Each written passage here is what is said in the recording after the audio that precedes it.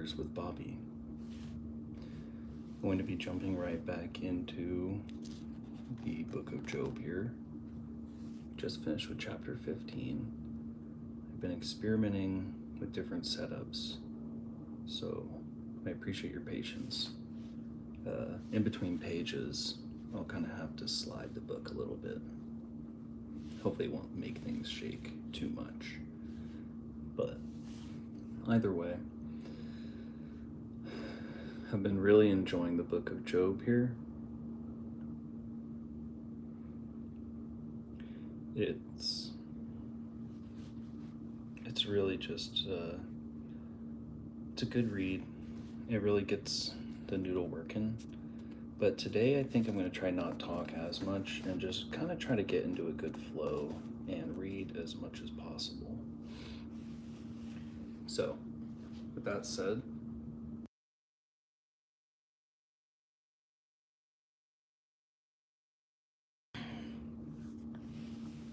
let's go ahead and get into part 3, the second cycle of speeches, chapter 15, second speech of Eliphaz. Then Eliphaz the Temanite answered and said, "Does a wise man answer with windy opinions, or puff himself up with the east wind? Does he argue in speech that does not avail, and in words that are to no profit? You in fact do away with piety. You lessen devotion toward God, because your wickedness instructs your mouth, and you choose to speak like the crafty. Your own mouth condemns you, not I. Your own lips refute you. Were you the first to be born? Were you brought forth before the hills? Do you listen in on God's counsel and restrict wisdom to yourself? What do you know that we do not know, or understand that we do not? There are gray-haired old men among us, more advanced in years than your father. Are the consolations of God not enough for you, and speech that deals gently with you? Why does your heart carry you away, and why do your eyes flash, so that you turn your anger against God, and let such words escape your mouth? How can any mortal be blameless, any born of woman be righteous, if in his holy ones God places no confidence, and if the heavens are not without blame in his sight? How much less so is the abominable and corrupt, people who drink in the iniquity like water. I will show you, if you listen to me, what I have seen I will tell, what the wise relate and have not contradicted since the days of their ancestors, to whom alone the land was given, when no foreigner moved among them. The wicked is in torment all his days, and limited years are in store for the ruthless. The sound of terrors is in his ears. When all is prosperous, a spoiler comes upon him. He despairs of escaping the darkness, and looks ever for the sword. A wanderer, food for the vultures. He knows destruction is imminent. A day of darkness fills him with dread. Distress and anguish overpower him, like a king expecting an attack. Because he has stretched out his hand against God and arrogantly challenged the Almighty, rushing defiantly against him with the stout bosses of his shields. Mercy, I love to read as well, thank you. Although he has covered his face with his crassness, padded his loins with blubber, he shall dwell in ruined cities, in houses that are deserted, crumbling into rumble. Okay, please be patient with me here as I turn the page. I'll have to move the Bible.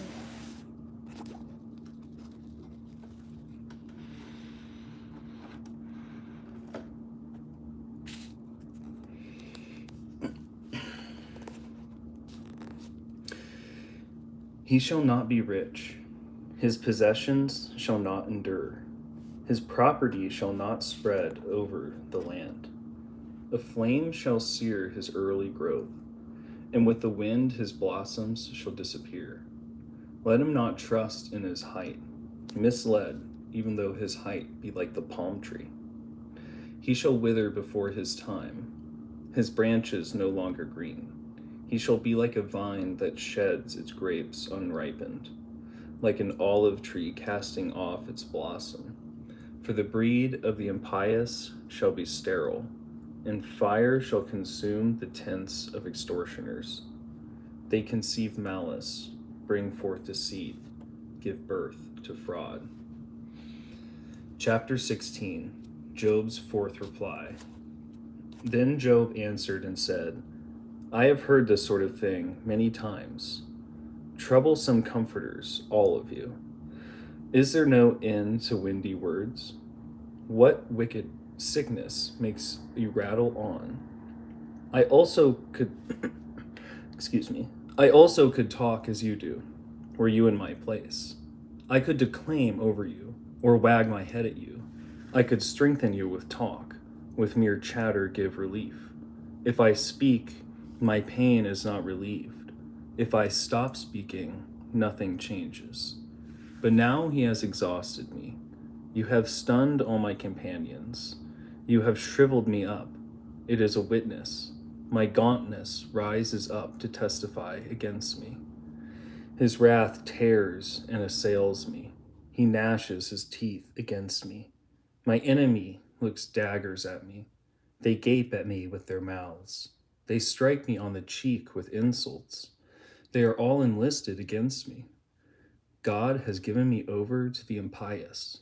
Into the hands of the wicked he has cast me. I was in peace, but he dislodged me, seized me by the neck, dashed me to pieces. He has set me up for a target. His arrows strike me from all directions. He pierces my sides without mercy, pours out my gall upon the ground. He pierces me, thrust upon thrust, rushes at me like a warrior. I have sewn sackcloth on my skin, laid my horn low in the dust. My face is inflamed with weeping.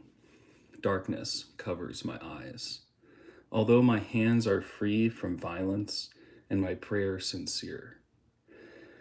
O earth, do not cover my blood, nor let my outcry come to rest. Even now my witness is in heaven. My advocate is on high. My friends it is who wrong me. Before God my eyes shed tears, that justice may be done for a mortal with God. As for a man with his neighbor, for my years are numbered, and I go to the road of no return. Brad, what's up? And hey, Jessica Jackson. Okay, chapter 17. Thank you for the likes.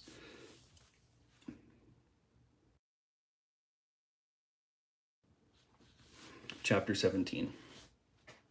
My spirit is broken, my days finished, my burial at hand. Surely mockers surround me. At their provocation, my eyes grow dim. Put up a pledge for me with you. Who is there to give surety for me? You darken their minds to knowledge. Therefore you will not exalt them.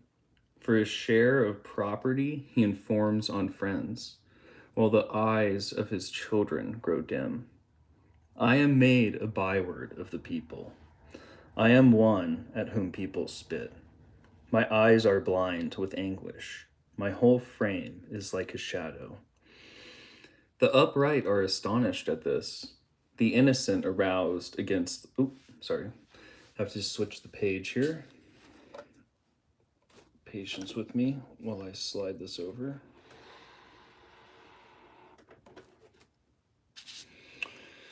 Back up at the top left. The upright are astonished at this. The innocent aroused against the wicked. The righteous holds to his way. The one with clean hands increases in strength. But turn now and come on again. I do not find a wise man among you. My days pass by. My plans are at an end. The yearning of my heart. They would change the night into day. Where there is darkness, they talk of approaching light.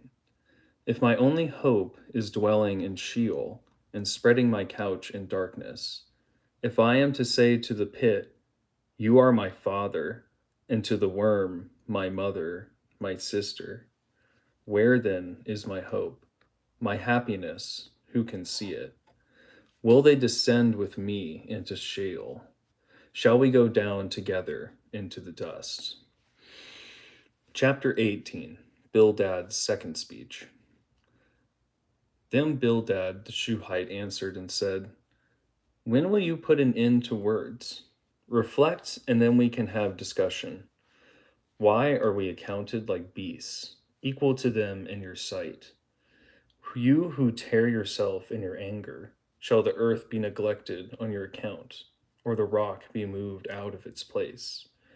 Truly, the light of the wicked is extinguished. The flame of his fire casts no light. In his tent, light is darkness. The lamp above him goes out. His vigorous steps are hemmed in. His own counsel casts him down. A net catches him by the feet. He wanders into a pitfall. A trap seizes him by the heel. A snare lays hold of him. A noose is hidden for him on the ground, a netting for him on the path. On every side, terrors frighten him. They harry him at each step. His strength is famished. Disaster is ready at his side. His skin is eaten to the limbs. The firstborn of death eats his limbs. He is plucked away. He is plucked from the security of his tent and marched off to the king of terrors. Fire lodges in his tent. Over his abode brimstone is scattered. Below, his roots dry up, and above, his branches wither. His memory perishes from the earth, and he has no name in the countryside. He is driven from light into darkness and banished from the world. He has neither offshoot nor offspring among his people, no survivor where once he dwelt. Those who come after shall be appalled at his fate. Those who went before are seized with horror. So is it then with the dwelling of the impious. Such is the place of the one who does not know God. Okay, I'm going to try to turn the flash on here, I think. Oh, I don't know if that's better, actually.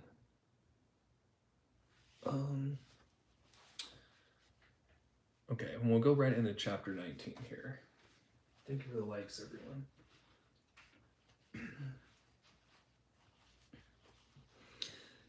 At least, move the Bible up a little bit. Try to get out of the shadow. Okay. On to Job's fifth reply here. Excuse me, I'm gonna take a drink of water real quick.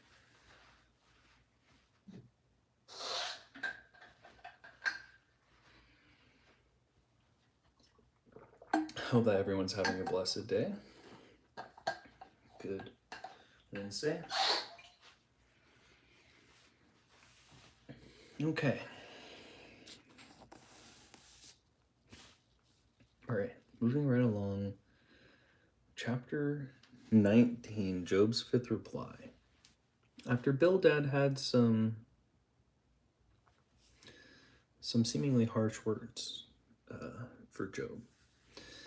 So here we go, Job's fifth reply. Then Job answered and said, "How long will you afflict my spirit, grind me down with words? These 10 times you have humiliated me, have assailed me without shame. Even if it were true that I am at fault, my fault would remain with me.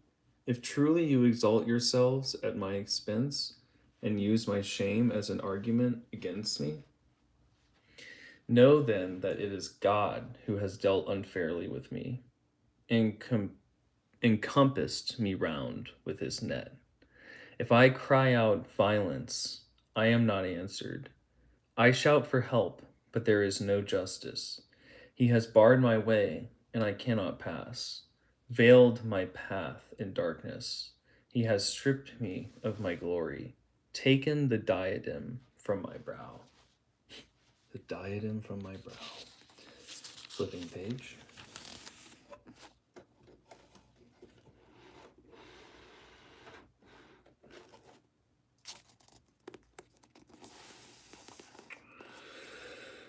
He breaks me down on every side, and I am gone. He has uprooted my hope like a tree. He has kindled his wrath against me. He counts me one of his enemies. His troops advance as one. They build up their road to attack me and camp around my tent. My family has withdrawn from me. My friends are wholly estranged. My relatives and companions neglect me. My guests have forgotten me. Even my maidservants consider me a stranger. I am a foreigner in their sight. I call my servant, but he gives no answer. Though I plead aloud with him, my breath is abhorrent to my wife. I am loathsome to my very children. Even young children despise me. When I appear, they speak against me. All my intimate friends hold me in horror. Those whom I loved have turned against me. My bones cling to my skin, and I have escaped by the skin of my teeth. Pity me, you my friends, for the hand of God has struck me. Why do you pursue me like God, and prey insatiably upon me? Oh, would that my words were written down. Would that they were inscribed in a record, that with an iron chisel and with lead they were cut in the rock forever. As for me, I know that my vindicator lives, and that he will at last stand forth upon the dust. This will happen when my skin has been stripped off, and from my flesh I will see God. I will see for myself. My own eyes, not another's, will behold him. My inmost being is consumed with longing. But you who say, how shall we persecute him, seeing that the root of the matter is found in him? Be afraid of the sword for yourselves, for your anger is a crime deserving the sword, that you may know that there is a judgment.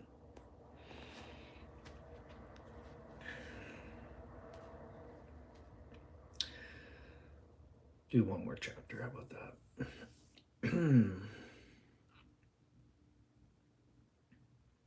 Take one more drink of water. Pause.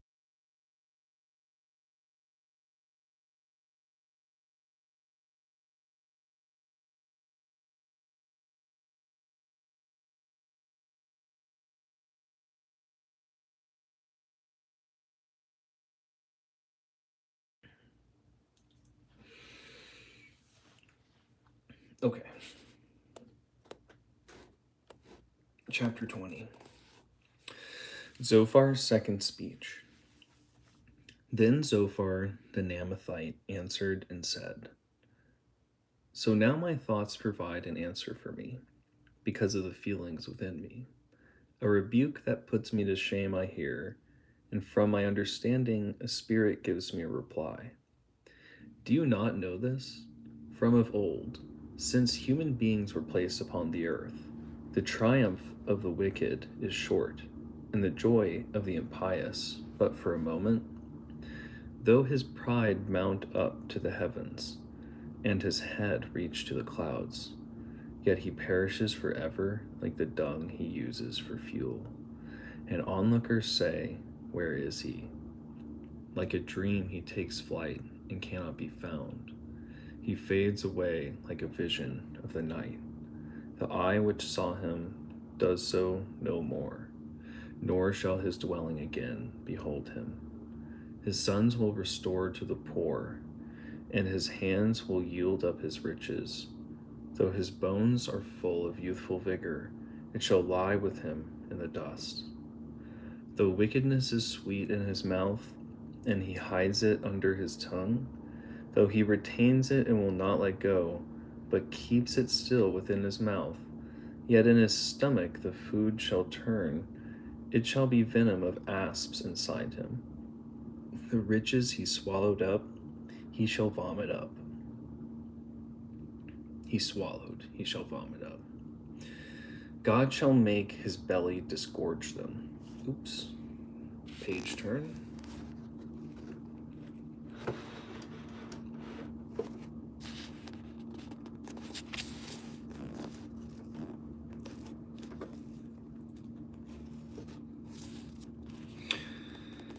God shall make his belly disgorge them.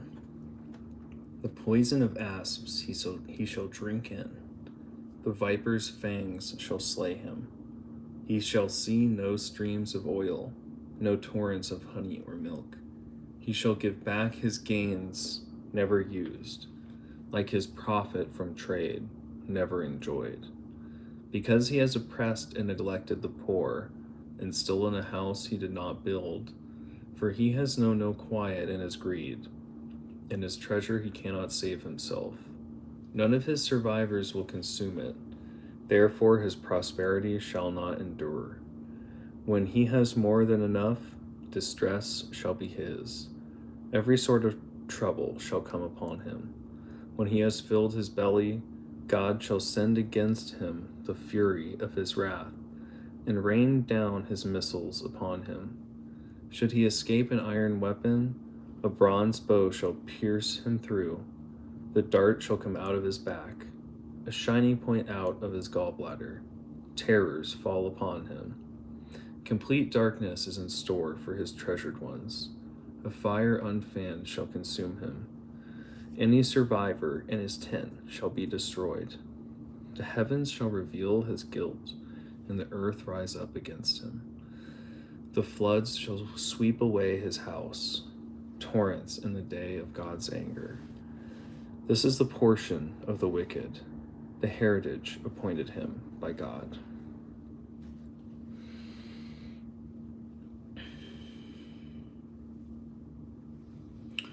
So once again, Job's friend is pretty much saying, bad things happen to bad people and good things happen to good people, and it's that simple still. It seems like. Anyways, that was a great reading for today.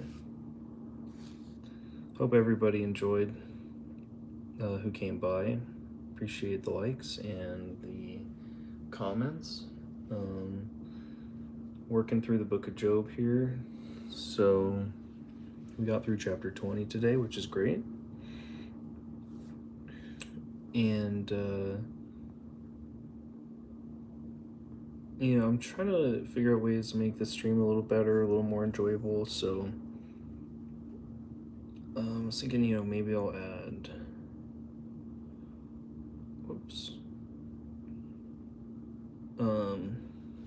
maybe I'll add some background music or something, just something, non-lyrical. That would just be kind of nice, maybe.